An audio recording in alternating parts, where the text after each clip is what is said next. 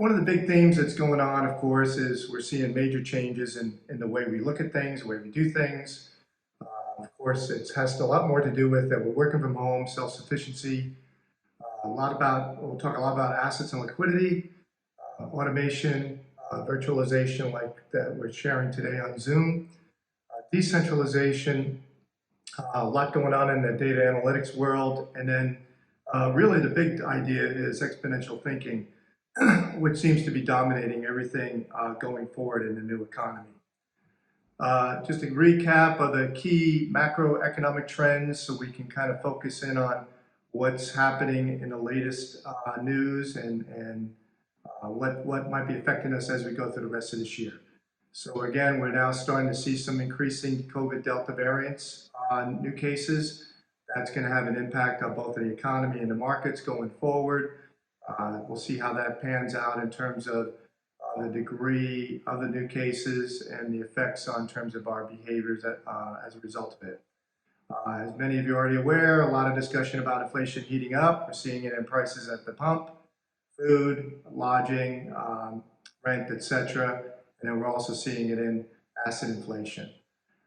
What's interesting, though, that may be something to keep an eye on will be that we're seeing interest rates declining, which is really the paradox, because normally we'd expect interest rates to be increasing if we were seeing, if we are seeing inflation, which we are. Yet we're seeing them decline. So that's telling us something going forward, and we'll keep an eye on that and talk more about that in the presentation. Some more stimulus potentially on the way in the near future. The $1.2 trillion infrastructure bill still hasn't been passed, but is moving forward. Looks like that'll happen hopefully sometime in the next month or so, and that'll be some additional stimulus to the economy, which will support growth later this year and into 2022. As many of you have been witnessing in your homes, etc., the housing boom, housing prices are off the charts. We'll talk more about that. And a recent announcement by the Fed for those that have unfortunately been in a situation where they've been not able to pay their mortgages or are in a situation where their rent is behind. There's a new housing loan modification and rent package, a moratorium on evictions. So that should support people that are kind of still in some form of recovery from COVID. Okay, quick review of the metrics. Economy continues to grow very strong, 7.6% GDP expected for second quarter. Unemployment continues to go down. We are seeing very strong GDP as well as productivity, which might be a counter lever to what we're going to see with inflation. So that's a positive sign. As I mentioned, the 10-year Treasury has been declining, which normally we would expect it to go up. It was at 1.75 earlier in the year, and now down to 1.238 as of yesterday. A lot has to do with what the Fed policy is in terms of trying to contain long-term rates. But it does tell us a little bit more about what to do with our money, because we are now witnessing negative yields on cash assets, which is affecting purchasing power going forward. Some of the other key numbers are the Case-Shiller National Home Index, 16.6% year-over-year growth, which is another indicator about what's going on in housing and the home prices, etc. However, in some of the other commodity indexes, we're seeing gold futures still stay flat. We'd normally expect that to rise because of inflationary pressures, but that's telling us that there is some evidence that maybe inflation might not be as long-term as we might be thinking, because gold generally is a counter lever to what happens when our money is devalued. Copper futures have been up, of course, because of supply chain disruption, and that is a sign of inflation, as well as what's going on both in the supply chain, but also in terms of the general cost of goods and services that we need to build products and services, as well as things that we eat and use every day. Dollar index is hanging in there. Good news. That's a counter lever again to long-term inflationary expectations. So that tells us a little bit about what's going on around the world in terms of currencies, that the dollar still seems to be the place to put your money. One of the key indexes for tracking growth is the ISM index. When the barometer is above 50%, that means we have expected growth going forward. That's a pretty strong number still, although it's down from the high in recent months, but still very strong and expected to be strong for the rest of the year. So I think the good news for the economy, we're expecting strong growth probably through at least the rest of 2021. On the market metrics, this week we hit all-time highs on all the major market averages, which is, again, most people were not expecting this to be where we are right at this moment. Very good numbers across the board. The valuations are not cheap, but on the other hand, because of interest rates, where are you going to put your money? Are you going to put it in something that doesn't make any money or might be losing money to purchasing power?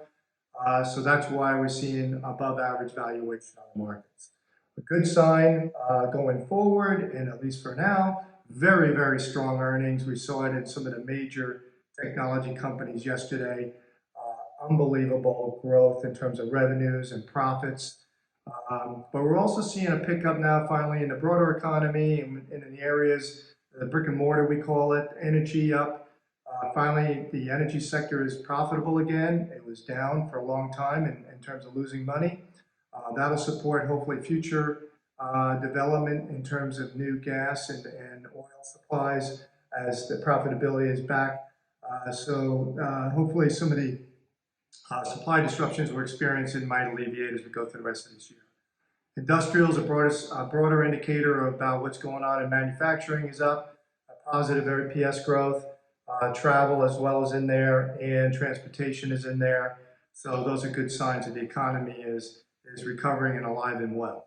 Consumer discretionary purchases are very strong. You might be seeing this in your own behaviors as to what you've been doing in terms of increasing, bottom lines in terms of our cash flows and bottom lines because of refinancing on our homes. Maybe businesses picking up as well. That's increasing the ability to spend more money on disposable income. Another big contributor to growth, 70% of GDP. Okay, just a quick overview about the overall broader markets. One of the other two that we track or look at is small caps and mid caps. The fact that they're up and performing tells us that the broader economy is recovering, a good sign, and a good sign for investors that just about anywhere you put your money in the equity markets, you've been able to make money not only in the last few years, but particularly this year. Okay, so now let's talk a little bit about what's going on with inflation. As you know, the latest number on the CPI was 5.4%. Yet the 10-year Treasury is down below 1.31. I think it's 1.238, the latest number. And the 3-month is down at 0.05. So we have negative yields right now. So that tells you a lot of things about what's going to happen to money. Number one, you're not going to keep as much money in cash. You're probably going to find something else to do with it. You might be also refinancing your home, trying to get a lower interest rate to increase your cash flow. It also is supporting home prices because lower interest rates lead to ability to afford a larger price of a home. The negative is that there's no money to be made in yield, so where are you going to put your money? It's going to go typically into assets such as real estate or stocks, and that's why you're seeing the markets perform as they are. Another indicator of inflation is the 10-year break-even inflation rate. It's sitting about 2.32. That is telling us that while we're concerned about the short-term inflation, long-term inflation expectations, which are really the bond market is the barometer of, something to keep an eye on. That tells you that most investors think that inflation is probably transitory in the long run, even though in absolute terms we feel it in terms of everything we purchase at the pump, in food prices, in housing prices, and everything else. We're seeing some evidence that we might be at the peak of that, and we might be starting to see some more reasonable price structure going forward. One evidence of that is the lumber price. This affects the housing prices, etc., in terms of cost to build. We saw that was above $1,600 for lumber back early mid-April this year. Now we're down back to below $800, and it looks like the supply chain is starting to pick up in terms of the ability to supply building materials for new home construction. However, we still see the supply chain being disrupted in the auto sector, which is a large contributor to the inflationary numbers we just saw. Used car prices were up dramatically. In fact, there was very limited production, obviously, because of COVID production delays and supply chain disruptions last year. Many of the used cars were sold off as a result, and now prices of those cars have risen substantially. As a result, that's contributed a large degree to the transitory inflation that we might be experiencing, and then some of the CPI numbers. Okay, now a little bit about asset inflation. This is the other side of it. And this is this thing has implications for your investment side. When you have low interest rates like we had, it forces investors to go into long duration assets. Long duration assets include real estate and the equity markets. So good news, if you own a home, you've probably seen your price of your property appreciate substantially. In the markets like Austin, Texas, I think it's up 40%. Phoenix is up over 30%. Some of the outlier areas, as more people move out of some of the states like, the large states like California and New York, for example, are moving now to other homes in, say, perhaps Arizona, Las Vegas, or perhaps maybe down in Florida or one of the southern states. But we are seeing some peaking out there as well. Because there is not enough homes, there's about a $5 million supply shortage at this point in time. And there's not enough construction to make that up at any time soon. A lot of people cannot afford to buy anymore. And as a result, we're starting to see new home sales decline for the third month in a row. While this is something that most people feel is important, the bottom line, there is enough homes at the current situation, so housing prices probably will still trend upwards going from here, assuming interest rates still stay low, and we'll see what happens with Fed policy. We'll have some more announcements today by the Fed on what the projections are, what they're going to do in terms of their asset purchases, particularly with treasuries and mortgage-backed securities. We're expecting they might taper that a little bit, particularly on the mortgage-backed, which might see a little bit higher interest rates. The implication for you is if you haven't refinanced or are looking to buy a home, you may want to do something sooner than later because you might not see the current interest rates on mortgages that we currently have. Okay, so what's happening as well on our balance sheet for the nation? Household net worth is up to record levels, above 6 times the GDP, which is historically very high. And why is that so? Again, the stock market and housing prices. Is it sustainable? Probably not. If interest rates do go up, we expect this percentage probably to come down. So you kind of want to take stock of your assets and see what you're in and kind of make some changes accordingly based upon your future needs for housing and then also the stock market. Another way to look at the same data is to look at the stock market capitalization. It's up 200% over the GDP. That is historically at an all-time high. Again, a sign that the markets are rich. So you have to be a little bit careful here in terms of your equity allocation. We still feel the markets long-term still have upward trajectory just because of some of the profitability we discussed earlier. 12% profit margins is really hard to beat. And we'll talk a little bit later about the implications on the investment side. Okay, one of the problems with high asset prices, particularly the markets, is the forward returns might be a lot lesser than they were in the previous year. So your expectations for the returns that you might have experienced in the last couple of years, which have been stellar returns considering what we've gone through. If you look at 1999 and 1998, the forward-looking returns dropped down substantially. So we should be looking at potentially lower returns going forward. Just a measure of the risk in the markets, as you see the NASDAQ chart, pretty high at this point, and a corollary to looking at that at the previous periods is looking at the NASDAQ in 2000 and 2001.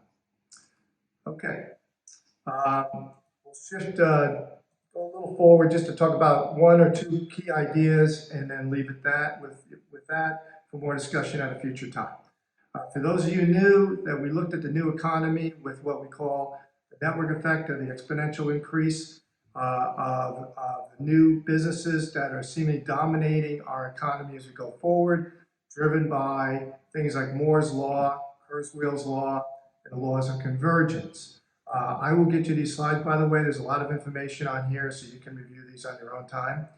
But what that is doing, and one of the key things it's doing, it's taking the money out of the products and services that we normally buy. So we're going to have to look at on our own businesses as to how we operate in terms of maybe something like similar to what we call a software as a service or a subscription model. One of the recent data points of Apple was Apple just made like something like 15 or 20 billion in services segment. That's just supporting their products. In your business, you might need to look at that in terms of what you can do to maybe create maybe a subscription model that you would use technology to provide the value, but your fee structure would be based more on a subscription basis to remain competitive, because the money's coming out of the product and services themselves. Okay, just a quick thing, the key things that are dominating the economy, work in the cloud, e-commerce, fintech, digital streaming, telemedicine, teleeducation, social commerce, social discovery. And these are all Schumpeterian creative destruction types of trends that are affecting just about everything we do, including anything in your business as well. So you have to be kind of looking at this, what this means for you in terms of how you're going to operate on a business level going forward.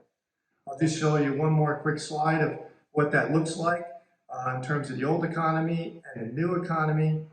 Many of us, have for years used cable TV. Well, now you don't need to anymore. You can do digital streaming. You could use YouTube TV. You could use, among a lot of different services, Hulu, Amazon Prime, Disney Plus, et cetera, et cetera. Same thing on digital payments, Square and Venmo, and the new banks, a threat to the major banking industries. Shopping malls are moving more and more to e-commerce, Etsy, Amazon, taxis, Uber, Lyft, et cetera. And you go down the list, and you can see just about every industry has been implicated and is affected by this. So again, wrapping this up, we're looking at strong growth for the rest of this year. Low interest rates probably will prevail for a while longer, although we'll start to see some tapering, hopefully, or probably later this year. Asset prices are at all-time highs. Profitability is very strong, so it looks very positive still to make money in the markets. But we are seeing major disruption in the industries that we are in, as well as the products and services that we buy. So we need to kind of address that both from a business side, but also from an investment side. And one last thought before I conclude. If you look at, the way you operate your life in terms of, income and assets and so forth, what we're finding is that the money is now growing more and more so to the wealthy, what we call the wealth gap. And the reason for that is a dollar of earnings in the markets is worth 15 to 20 times more. Your income dollar is being deflated because of valuation, because of devaluation. So you really need to look at hopefully trying to do things that you can participate more in the things that have asset growth and inflation maybe, which would be real estate and investments, as a way to stay ahead of the negative effects of inflation. So that concludes my thoughts for today. I'll turn it back to you, Bill.